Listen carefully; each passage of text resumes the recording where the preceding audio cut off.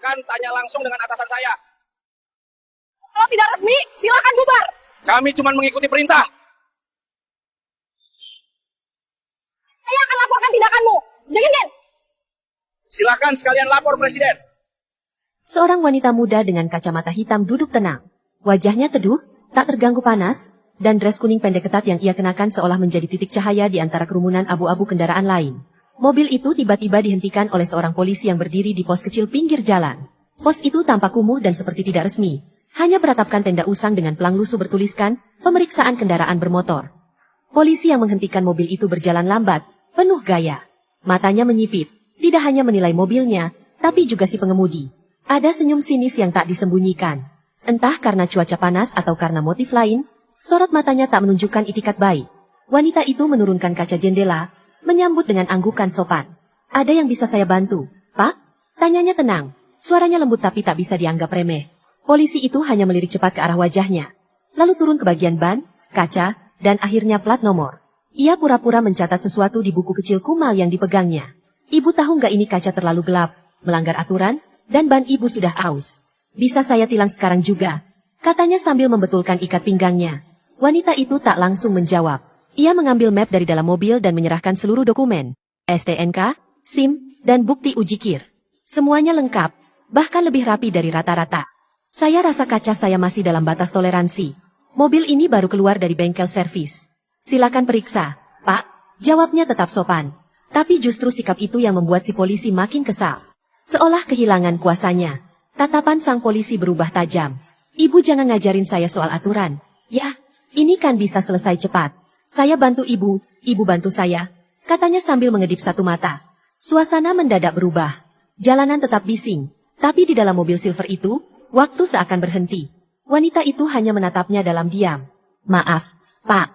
Saya tidak salah. Kalau memang harus ditilang, silakan tilang resmi saja. Ucapnya akhirnya. Ucapan itu terdengar seperti cambuk bagi ego sang polisi. Ia mundur 2 langkah, menatapnya penuh kemarahan, dan tiba-tiba menghentakkan telapak tangannya ke atap mobil. Keras kepala juga ya. Di jalan ini saya yang berkuasa. Katanya setengah berteriak, suaranya mulai menarik perhatian pengendara lain. Mobil-mobil di sekitar memperlambat laju. Penasaran. Beberapa orang mulai memantau dari jauh. Tapi polisi itu tak peduli. Matanya hanya terfokus pada satu hal. Wanita berdres kuning itu, yang baginya tampak sebagai simbol perlawanan terhadap aturan bayangan yang biasa ia jalankan dengan mudah. Ia belum tahu siapa yang sedang dihadapinya. Wanita itu menarik napas perlahan. Tangannya tetap di atas kemudi, tak ada rasa panik. Tapi di balik kacamata hitamnya, matanya menyapu sekitar, mencatat situasi, menimbang reaksi. Hanya ia yang tahu bahwa ini bukan pertama kalinya ia berhadapan dengan musuh yang menyamar sebagai aparat. Tapi kali ini berbeda, karena kali ini, ia tidak sedang bertugas. Atau, bukankah begitu? Langkah kaki si polisi semakin berat saat ia kembali mendekat ke jendela mobil. Ia membuka topi dinasnya dan menyeka keringat dari dahinya, lalu berkata dengan suara lebih pelan, tapi tetap penuh tekanan. Saya bantu, asal ibu tahu diri. Kalau semua orang idealis seperti ibu, jalanan ini bakal macet karena orang-orang terlalu percaya diri. Ia menekankan kata, tahu diri, seperti ancaman yang dibungkus senyum palsu. Wanita itu tidak menggubris. Ia mengulangi dengan tenang, kalau Bapak ingin menilang, silakan lakukan sesuai prosedur. Kalimat itu seperti bensin disiramkan ke bara. Mata sang polisi membelalak. Wajahnya memerah, bukan karena panas, tapi karena egonya ditampar mentah-mentah oleh seseorang yang menurutnya hanya wanita seksi berdres kuning. Jangan main-main sama saya, Bu. Jangan mentang-mentang bawa mobil bagus terus merasa paling benar. Bentaknya, suaranya mulai menggema ke jalanan. Seorang pengemudi ojek daring yang berhenti tak jauh tampak mulai merekam diam-diam dengan ponselnya, tapi si polisi tidak menyadarinya. Ia terlalu terpaku pada rasa tersinggungnya sendiri. Tidak ada yang merasa paling benar. Pak, saya hanya tidak salah, jawab wanita itu, lebih tenang daripada sebelumnya. Tapi justru ketenangannya itulah yang menyulut api di dada si polisi. Ia mencabut notepat tipis dari saku belakang celananya, pura-pura menulis, lalu berkata, saya akan tahan mobil ini. Ibu ikut saya ke pos untuk diperiksa lebih lanjut. Wanita itu mulai merasa ini lebih dari sekadar pungli biasa. Ia menoleh pelan, memperhatikan tenda pos yang tak memiliki peralatan resmi, tanpa komputer, bahkan tak ada satupun petugas lain di sana. Hanya ada satu pria berkumis duduk di bangku plastik. Tampaknya kenalan si polisi, bukan aparat. Sesuatu terasa janggal, terlalu janggal. Ibu pikir saya bercanda? Turun sekarang. Jangan buat saya kehilangan sabar. Bentak polisi itu sambil membuka pintu mobil sebelah sopir. Tangannya kini sudah berada di atas gagang pistol dinasnya. Situasi berubah mendadak mencekam. Lalu lintas di sekitarnya terus berjalan. Tapi waktu seperti melambat hanya di tempat itu. Di antara dres kuning dan pistol berlis dinas. Perempuan itu tidak bergerak. Ia menatap ke depan, menarik napas panjang, dan dengan gerakan perlahan, meletakkan kunci mobil di dashboard. Lalu dengan nada datar namun penuh tekanan, ia berkata, "Kalau Bapak pikir saya perempuan lemah yang bisa diintimidasi dengan ancaman, Bapak sudah salah besar." Tangannya pelan membuka saat bel. Napasnya tetap tenang. Tapi otaknya bergerak cepat. Analisa ancaman, titik lemah, dan waktu reaksi. Si polisi belum tahu bahwa ia baru saja menantang seseorang yang jauh dari kata biasa. Seorang wanita yang tidak hanya terbiasa di medan berbahaya, tapi juga terlatih untuk menghadapi musuh dalam penyamaran. Dan musuh itu, kini berdiri 1 meter di hadapannya, menyembunyikan ketamakan di balik seragam. Hening menggantung di udara seperti kabut tak kasat mata. Si polisi berdiri dengan tangan setengah mencengkeram gagang pistol, wajahnya berubah dari arogan menjadi mengancam. "Ibu pikir ini mainan, ya? Saya bisa buat ibu masuk berita sore ini." Tapi dalam kondisi mengenaskan, katanya setengah berbisik, setengah mendesis. Suaranya tidak keras, tapi justru karena itulah terasa begitu menakutkan. Seperti hewan buas yang hendak menerkam mangsanya. Wanita itu tetap tenang.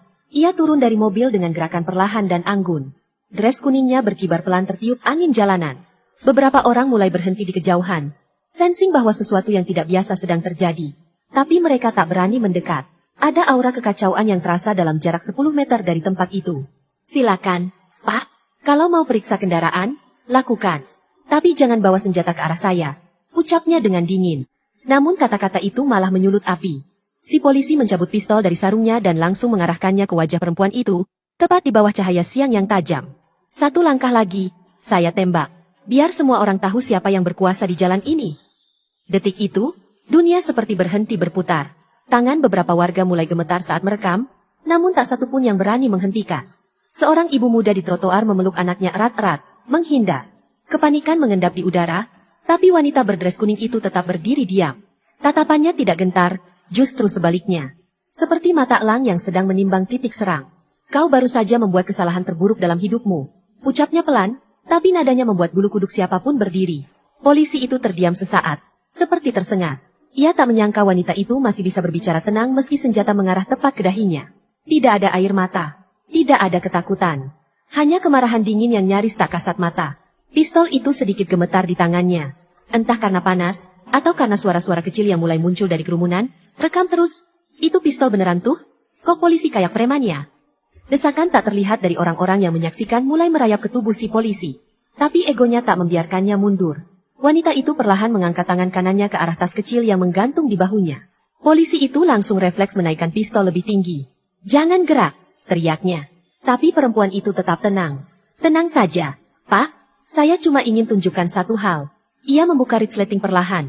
Sampai akhirnya, sesuatu yang kecil dan mengilap muncul dari dalam tas. Kartu identitas bersampul hijau tua, dengan lambang burung Garuda emas di tengahnya, terangkat ke udara. Semua mata menatap benda kecil itu. Si polisi terpaku.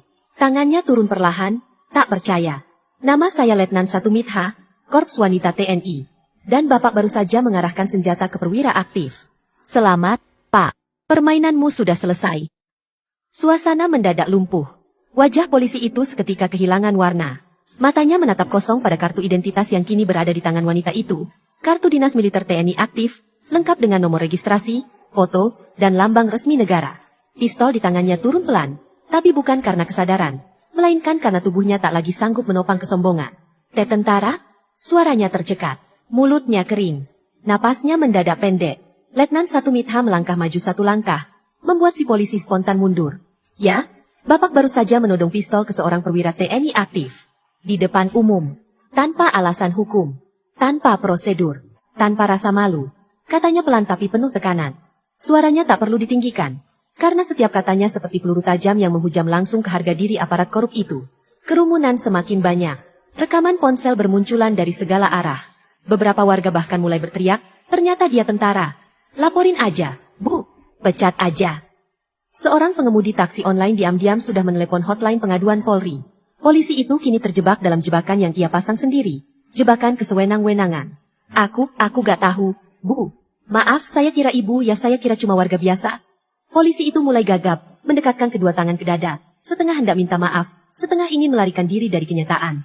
Tapi tak ada tempat lari. Karena rasa takut paling dalam bukan datang dari senjata lawan, melainkan dari rasa malu atas kebusukan yang tertangkap basah. Letnan Mitha mengangkat ponselnya. Satu panggilan cepat tersambung. Sersan Yuda, saya butuh unit militer terdekat ke koordinat saya sekarang juga. Oknum polisi dengan senjata aktif, upaya pemerasan dan penodongan terhadap anggota TNI. Saya akan pertahankan lokasi. Ucapannya dingin dan tanpa jeda. Ia bahkan tidak memalingkan wajah dari si polisi, seolah ingin memastikan rasa gentar itu terus terpatri di wajahnya. Beberapa menit berlalu seperti selamanya. Polisi itu kini terduduk di pinggir jalan. Wajahnya tertutup tangan, sementara warga berdiri menatap dengan perasaan campur aduk antara puas dan ngeri. Beberapa ada yang bertepuk tangan kecil. Sebagian lain hanya diam, mematung, menyadari betapa tipisnya garis antara hukum dan kesewenang-wenangan di negeri ini. 3 mobil militer datang dari arah berlawanan, sirine pendek berbunyi 1 kali. 5 orang berseragam lengkap turun dan langsung mengelilingi lokasi. Salah satu dari mereka memberi hormat kepada Mitha. Kami terima laporan, Letnan. Siap amankan tersangka. Mitha hanya mengangguk.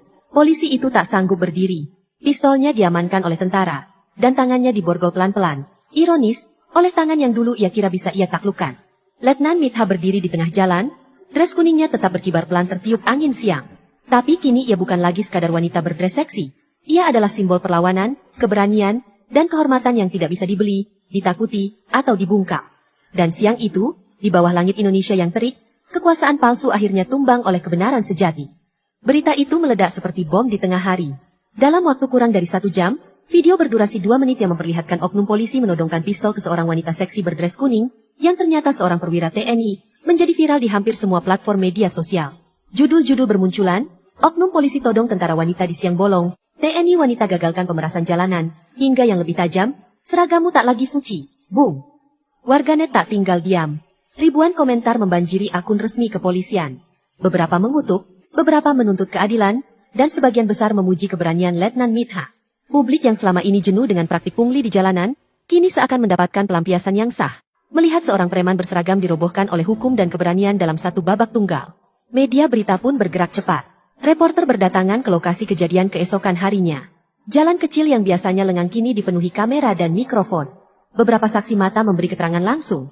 Bagaimana pistol itu diacungkan, bagaimana wanita itu tetap tenang, dan bagaimana pasukan tentara datang seperti malaikat keadilan. Siaran langsung berlangsung berjam-jam, peristiwa itu telah berubah menjadi tontonan nasional. Pihak kepolisian tak punya pilihan selain bergerak cepat. Konferensi pers digelar oleh Kapolres setempat. Wajahnya tegang saat menyampaikan, kami mengecam tindakan di luar prosedur yang dilakukan oleh anggota kami, Bribka A, dan kami menyatakan bahwa ia telah dicopot dari jabatannya serta ditahan untuk pemeriksaan lebih lanjut. Tapi publik tahu, ini bukan sekadar pelanggaran prosedur. Ini adalah wajah bobrok dari kuasa tanpa batas. Letnan Mitha menolak diwawancara. Ia tidak ingin jadi selebriti. Tapi dalam satu pernyataan resmi singkat yang direkam dari markas militer, ia berkata, saya bukan pahlawan. Saya hanya seorang prajurit yang kebetulan berada di tempat yang salah, melihat seseorang menggunakan seragam untuk menindas yang tak bersalah. Tidak semua orang bisa melawan. Tapi saat kita bisa, kita harus. Di balik layar, markas besar TNI dan kepolisian langsung melakukan koordinasi. Kasus ini sudah terlalu besar untuk disapu di bawah karpet.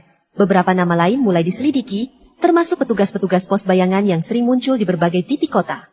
Letnan Mitha sendiri diam-diam dipanggil untuk memberi keterangan lebih dalam. Karena dugaannya, ini bukan aksi tunggal, tapi bagian dari jaringan sistemik.